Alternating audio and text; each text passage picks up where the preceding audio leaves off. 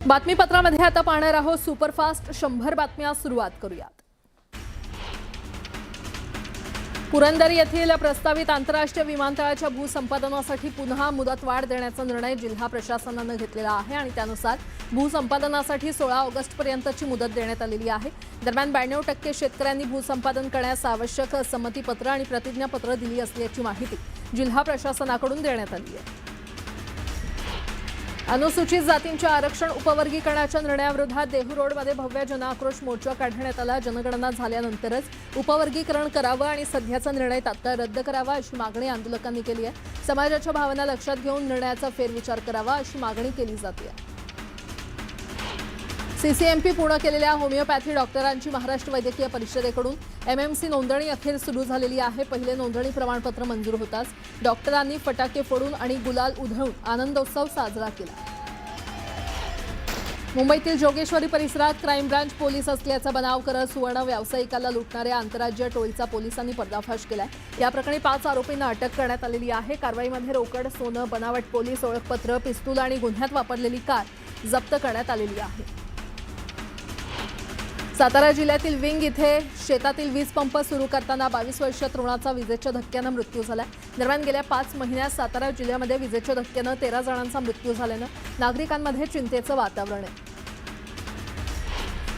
बुलढाणा जिल्ह्यातील मलकापूर, पांगरा आणि पोफळ शिवणी या शिवारात गेल्या 3 ते 4 दिवसांपासून बिबट्याचा वावर आढळल्याने शेतकऱ्यांमध्ये भीतीचं वातावरण आहे। पिकांच्या फवारणीच्या हंगामात मजूरही मिळत नसल्याने शेतकरी अडचणीत आले। तातडीने बिबट्याचा बंदोबस्त करावा अशी मागणी ग्रामस्थ करत आहेत। गडचिरोलीच्या चारमोशी तालुक्यामध्ये प्रस्तावित एमआयडीसीसाठी होणाऱ्या जमीन अधिग्रहणाविरोधात हजारो शेतकऱ्यांनी 10 किलोमीटरची पदयात्रा काढली। जीव जाईल पण जमीन जाणार नाही असा इशारा देत शेतकऱ्यांनी प्रशासनाला निवेदन दिलं।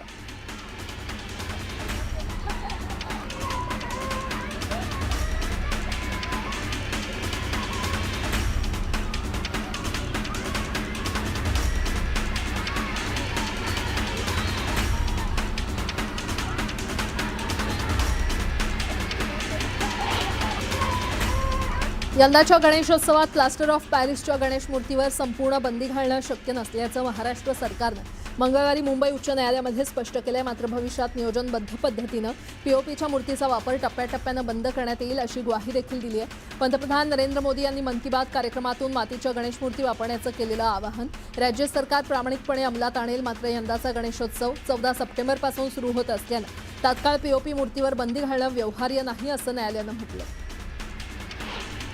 गणेशोत्सवासाठी महामुंबईतून कोकणातील मूळ गावी जाण्यासाठी इच्छुक असलेल्या नागरिकांची लगबग सुरू झाली असली तरी यंदा प्रवासाचं नियोजन अनेकांसाठी डोकेदुखी ठरलेलं आहे। या उत्सवाच्या निमित्तानं मुंबईतून सुटणाऱ्या एसटीच्या 562 नियमित बसचं आरक्षण फुल झालंय। दुसरीकडे कोकण रेल्वे मार्गावरील नियमित आणि विशेष रेल्वे गाड्यांमधील आरक्षित तिकिटांचं बुकिंग बंद झाल्याचं कोकणवासियांची चिंता वाढलेली आहे।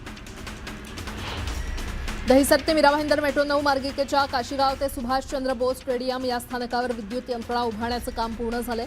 त्यानंतर आता काशीगाव ते शहीद भगतसिंग गार्डन मार्गावर मंगळवारी मेट्रो गाडी पहिल्यांदाच चालवण्यात आली असून या मार्गावर चाचण्यांना सुरुवात झालेली आहे। त्यामुळे मेट्रो 9चा काशीगाव ते सुभाषचंद्र बोस स्टेडियम हा दुसरा टप्पा सुरू करण्याच्या दिशेनं आणखी एक पाऊल पडलं असून डिसेंबर अखेर या मार्गावर मेट्रो धावण्याची आशा आहे। मुंबई रेल्वे विकास महामंडळानं 238 एसी लोकल गाड्या खरेदीच्या महत्त्वाकांक्षी प्रकल्प निविदेला पुन्हा मुदतवाढ दिली आहे। मुंब्रा रेल्वे दुर्घटनेनंतर तात्काळ सुरू झालेली ही निविदा प्रक्रिया सुमारे वर्ष उलटूनही पूर्ण झाली नसून ई निविदा उघडण्याची तारीख 3 ऑगस्टवरून 7 सप्टेंबरपर्यंत पुढे ढकलण्यात आली आहे। बेस्ट उपक्रमाची आर्थिक स्थिती अधिकच चिंताजनक असून उपक्रमाची एकूण तूट 7,322 कोटी रुपयांवर गेली आहे। या आर्थिक संकटातून बेस्टला बाहेर काढून सक्षम करण्यासाठी 28,000 कोटी रुपयांच्या आर्थिक सहाय्याची आवश्यकता असल्याचं प्रशासनानं स्पष्ट केलं।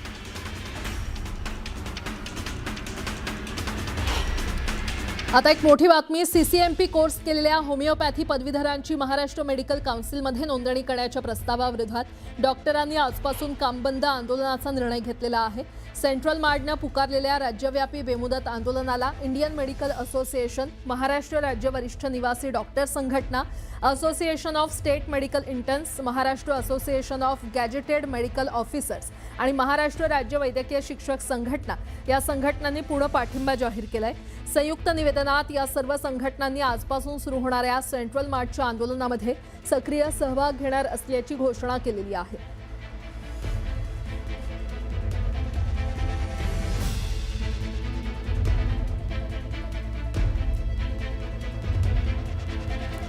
कोल्हापूरच्या सुर्वेनगर परिसरातील एका बंद घरात झालेल्या स्फोटामुळे खळबळ माजलेली आहे। घराचं नुकसान करण्याच्या उद्देशानं जिलेटिनसह स्फोटक साहित्याचा वापर करण्यात आल्याचा संशय व्यक्त करण्यात आलाय। या स्फोटात संबंधित घरासह आजूबाजूच्या काही घरांचंही नुकसान झालंय। सुदैवानं या घटनेत कोणतीही जीवितहानी झालेली नाही। घटनास्थळी फॉरेन्सिक पथक दाखल झालं असून पोलिसांकडून स्फोटामागचं कारण आणि आरोपींचा कसून तपास सुरू आहे।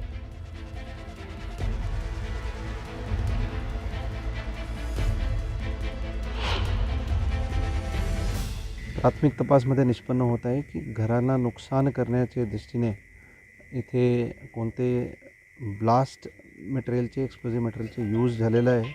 फॉरेन्सिकची टीम पण सध्या घटनास्थळावर उपलब्ध आहे आणि बंद घरं असल्यामुळे कोणतेही जीवितहानी झाले नाही आणि फक्त घराचे नुकसान झालं आहे आणि या मॅटरमध्ये पूर्ण बारकाईने आमचा तपास सुरू आहे। कोल्हापुरातला सुर्वेनगर परिसर काल रात्री जिलेटिनच्या स्फोटानं हादरून गेला।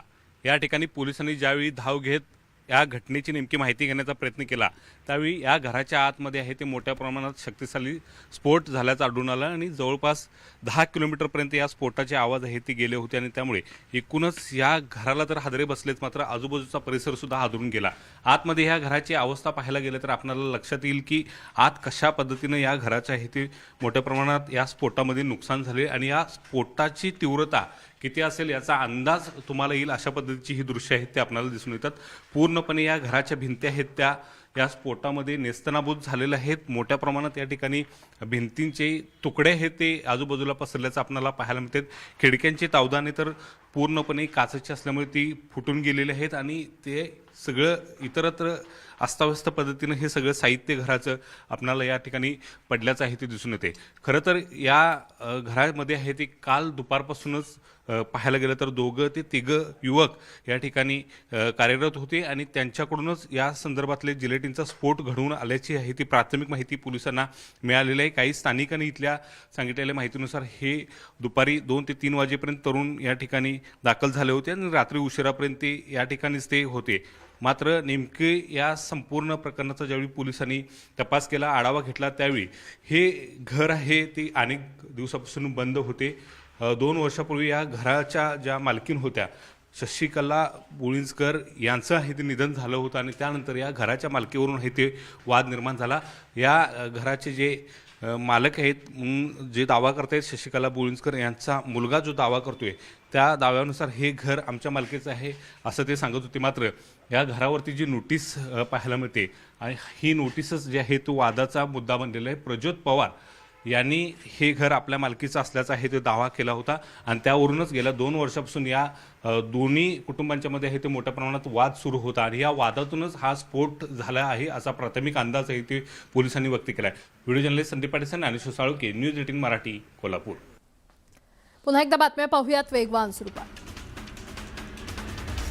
राज्यात पावसाने जोर धरला असून हवामान खात्याकडून 7 जिल्ह्यांसाठी येलो अलर्ट देण्यात आलेला आहे। यामध्ये कोकण, घाटमाथा आणि पश्चिम महाराष्ट्रात मुसळधार पाऊस पडण्याची शक्यता आहे, तर मुंबईत पावसाच्या हलक्या सरी बरसणार असल्याचं हवामान खात्याकडून स्पष्ट करण्यात आलेलं आहे। पुणेकरांसाठी आनंदाची बातमी आहे। खडकवासला धरण साखळीतील 4ही धरणं तुडुंब भरलेली आहेत। वरसगाव, पानशेत, टेमघर आणि खडकवासला ही 4ही धरणं 100% भरलेली आहेत। 4ही धरणात मिळून 29.15 TMC पाणीसाठा जमा झालाय। मुंबईच्या रस्त्यांवर बेस्ट बस फेऱ्यांचं प्रमाण कमी झालंय। ही समस्या दूर करत मुंबईकरांचा प्रवास सुकर करण्यासाठी बेस्टच्या ताफ्यामध्ये केंद्र सरकारच्या PM ई-ड्राईव्ह योजनेअंतर्गत 1500 नवीन वातानुकूलित इलेक्ट्रिक मिडी बसेस दाखल केल्या जाणार आहेत। राज्यात पनीरच्या नावाखाली विकल्या जाणाऱ्या अॅनालॉग किंवा दुग्धेतर पनीरच्या उत्पादन, साठवणूक, वाहतूक आणि वितरण किंवा विक्रीवर राज्य सरकारनं 1 वर्षासाठी बंदी घातलेली आहे। अन्न आणि औषध प्रशासनाचे आयुक्त तुकाराम मुंढे यांनी गुरुवारी या संदर्भातील आदेश जारी केलेला आहे। 30 जून रोजी 10 वर्ष किंवा त्यापेक्षा अधिक कालावधीची कंत्राटी सेवा पूर्ण केलेल्या 3276 कर्मचाऱ्यांसाठी समकक्ष वेतन श्रेणीतील अधिसंख्य पदं निर्माण करून त्यावर नियुक्ती देण्यास शालेय शिक्षण विभागानं मान्यता दिली आहे। या निर्णयामुळे राज्यातील समग्र शिक्षा अभियानांतर्गत दीर्घकाळ कार्यरत असलेल्या कंत्राटी कर्मचाऱ्यांना मोठा दिलासा मिळणार आहे। बेस्ट कर्मचाऱ्यांनी जूनमध्ये 3 दिवस संप केला होता। यावेळी उपमुख्यमंत्री एकनाथ शिंदेंनी बेस्टच्या कायमस्वरूपी कर्मचाऱ्यांना 3,000 रुपयांची तर कंत्राटींना 2,000 रुपयांची वाढ देण्याची घोषणा केली होती। ही अंतरिम वाढ कर्मचाऱ्यांना देण्यास मंजुरी देण्यात आली। ऑगस्टच्या पगारात कर्मचाऱ्यांना जून आणि जुलै या 2 महिन्यांची रक्कम खरं तर अदा करण्यात येणार आहे। राज्यात पुढील 3 वर्षात 300 किलोमीटर लांबीचं मेट्रो रेल्वेचं जाळं उभारण्यात येणार आहे। या विविध मेट्रो प्रकल्पासाठी तब्बल 2,80,755 कोटी रुपयांची गुंतवणूक प्रस्तावित आहे। यामध्ये मुंबईत वडाळा आणि डेपो ते गेटवे ऑफ इंडिया, मुंबई विमानतळ ते नवी मुंबई विमानतळ अशा महत्त्वाच्या मेट्रो रेल्वेचा समावेश आहे। महागाईच्या वाढत्या झळांमुळे त्रस्त असलेल्या पुणे आणि पिंपरी चिंचवडमधील नागरिकांना आता रिक्षा प्रवासासाठी देखील जास्त पैसे मोजावे लागणार आहेत। पुणे प्रादेशिक परिवहन प्राधिकरणानं रिक्षा भाडेवाढीला मंजुरी दिलेली आहे। मुंबई अहमदाबाद बुलेट ट्रेन प्रकल्पासाठी 132 केव्ही ट्रान्समिशन लाईनच्या कामासाठी पालघर जिल्ह्यातील 847 खारफुटीची झाडं तोडण्यास मुंबई उच्च न्यायालयानं मंजुरी दिली आहे। मात्र हा निर्णय देताना कोर्टानं सोलापूर जिल्ह्यातील सांगोला तालुक्यात 6.71 हेक्टर जमिनीवर 1,457 झाडं लावून भरपाई करण्याचे आदेश दिले असले तरी प्रकल्पापासून दूर वृक्ष भरपाई मंजूर करणार नाही असंही स्पष्ट केलं। अंमली पदार्थांविरोधात अहिल्यानगर पोलीस अधिक आक्रमक झाले असून तरुणांना व्यसनमुक्तीचा संदेश देण्यासाठी जनजागृती रॅलीचं आयोजन करण्यात आलंय। अंमली पदार्थांची विक्री करणाऱ्यांवर कठोर कारवाईचा इशारा देत नागरिकांनी या अभियानामध्ये सहभागी व्हावं असं आवाहन पोलिसांनी केलं। अकोला शासकीय वैद्यकीय महाविद्यालयातील एका सीएमओ डॉक्टरांवर महिला सफाई कामगाराशी गैरवर्तणूक केल्याचा आरोप करण्यात आलाय। या प्रकरणी संबंधित महिलेनं अधिष्ठानकडे लेखी तक्रार दाखल केली आहे। तर चौकशी करून योग्य ती कारवाई केली जाईल असं प्रशासनानं स्पष्ट केलं। राज्यातील जिल्हा परिषद शाळांमध्ये तब्बल 11,798 पदं रिक्त असल्याची माहिती समोर आलेली आहे। 2025-26च्या पवित्र पोर्टलवरील आकडेवारीनुसार ही पदं रिक्त असल्यानं मराठी शाळांना गुरुजींची गरज असून शिक्षक नसल्यानं शाळांची शिक्षण गुणवत्ता धोक्यात आलेली आहे। महायुती सरकारकडून शिक्षक भरतीची प्रक्रिया सुरू असल्याचं सांगितलं जात असलं तरी अंतिम नियुक्त्या रखडल्यानं शेकडो शाळांमध्ये शिक्षकांची कमतरता आहे।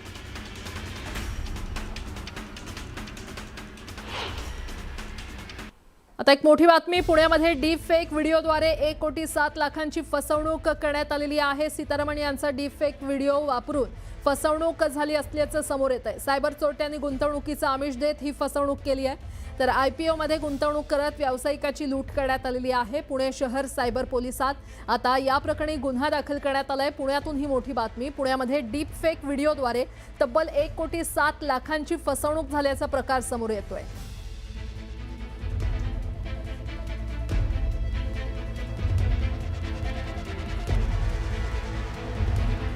बातमी ठाण्यातून, ठाण्यातील मीनाताई ठाकरे चौकात गरदुल्यांना शिवसैनिकांनी चांगलाच चोप दिलाय। मीनाताई ठाकरे स्मारकाच्या ठिकाणी मद्यप्राशन करत असलेल्या गरदुल्यांना शिवसैनिकांनी चोप दिलेला आहे। ठाण्यातील शाखा प्रमुख राहुल नागरगोजे यांनी चोप देऊन गरदुल्ल्याची हकालपट्टी केली। दरम्यान स्मारकाच्या ठिकाणी सुरक्षा रक्षक नेमण्यात यावा अशी मागणी शिवसैनिकांकडून प्रशासनाकडे करण्यात येते। ठाण्यातली ही घटना, ठाण्यामध्ये मीनाताई ठाकरे चौकात गरदुल्यांना शिवसैनिकांनी चांगलाच चोप दिलेला आहे। मीनाताई ठाकरे स्मारकाच्या ठिकाणी मद्यप्राशन करत असलेल्या गरदुल्ल्याला शिवसैनिकांनी चोप दिला। ठाण्यातील शाखा प्रमुख राहुल नागरगोजे यांनी चोप देत या गरदुल्ल्याची हकालपट्टी केली आणि त्यानंतर या ठिकाणी साफसफाई देखील करण्यात आली। पुन्हा एकदा बातमी पाहूयात वेगवान स्वरूपात। सातत्याने एकाच ठिकाणी मोठ्या प्रमाणात टाकला जाणारा कचरा ही मुंबई महापालिकेपुढील नवीन डोकेदुखी ठरते। शहरात अशी 231 ठिकाणं गार्बेज वल्नरेबल पॉइंट्स अस्तित्वात असल्याचं उघड झालंय। त्यापैकी 49 ठिकाणं पूर्णपणे बंद करण्यात आलेली आहेत तर 73 ठिकाणी CCTV कॅमेरे बसवून देखरेख सुरू करण्यात आलेली आहे। धारावीच्या पुनर्विकासात मिठी नदीलगत 3.3 किलोमीटर लांबीचा फेरफटका मार्ग उभारला जाणार आहे। माटुंगा कलवटपासून मिठी नदीपर्यंत हा मार्ग असेल। नदी किनाऱ्यावर विंग डेक, कॅफे आणि सांस्कृतिक उपक्रमांसाठी जागा उपलब्ध करून देण्यात येणार आहे। त्याचबरोबर नदी किनाऱ्यालगत स्थानिक प्रजातींची झाडं आणि प्रदूषण शोषून घेणाऱ्या वनस्पती लावण्यात येतील. मुंबई महापालिकेच्या सभागृहातील कामकाज अधिक प्रभावी आणि विना अडथळा पार पाडण्यासाठी जुनी साऊंड सिस्टम आणि लटकणारे माईक काढून नवी अत्याधुनिक वायरलेस माईक आणि साऊंड सिस्टम बसवण्याचा निर्णय प्रशासनानं घेतलेला आहे. यासाठी पालिका सुमारे 1.15 कोटी रुपये करणार असून संबंधित प्रस्ताव स्थायी समितीच्या मंजुरीसाठी ठेवण्यात येणार आहे. उपनगरीय लोकलमधून उतरून मेट्रो गाठण्यासाठी बराच वेळ चालणं, गर्दीनं भरलेले पादचारी पूल आणि गोंधळात टाकणारी इंटरचेंज व्यवस्था यामुळे मुंबईकरांचा रोजचा प्रवास अधिक कष्टदायक ठरतो. ही परिस्थिती बदलण्यासाठी मुंबई रेल्वे विकास महामंडळानं लोकल आणि मेट्रो स्थानकांमधील मल्टीमॉडल इंटिग्रेशन अधिक प्रभावी करण्यासाठी सल्लागार नेमण्याची प्रक्रिया सुरू केली आहे.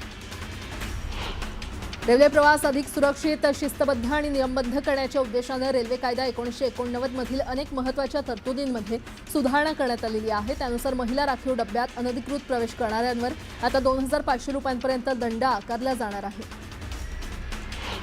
45 लाखांची लाच घेणाऱ्या लाचखोर श्रीनिवास लखमावाडला न्यायालयीन कोठडीमध्ये रवानगी करण्यात आलेली आहे. पोलीस कोठडी संपल्यानंतर लखमावाडला दुपारी जिल्हा सत्र न्यायालयामध्ये हजर करण्यात आलं. यावेळी न्यायालयानं 14 दिवसांची पोलीस कोठडी सुनावलेली आहे. लाचखोर श्रीनिवास लखमावाड यांची रवानगी बीड जिल्हा मध्यवर्ती कारागृहात करण्यात आलेली आहे. यावेळी कारागृहात जातानाही त्याचा रुबाब दिसत होता.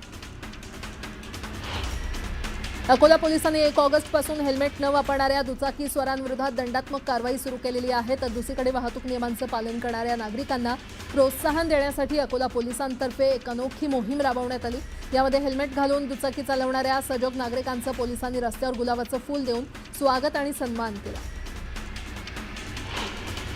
बीडच्या केजमधील विलास घुले हत्या प्रकरणात घुले कुटुंब न्यायासाठी जिल्हाधिकारी कार्यालयासमोर बेमुदत उपोषणाला आज बसणार आहेत. या प्रकरणातील मास्टरमाइंडला अटक करण्यात यावी, सौरव सोनावणेवर गुन्हा दाखल करून अटक करावी, आरोपीवर मकोका अंतर्गत कारवाई करावी या मागण्यांसंदर्भात आजपासून उपोषण सुरू होणार आहे.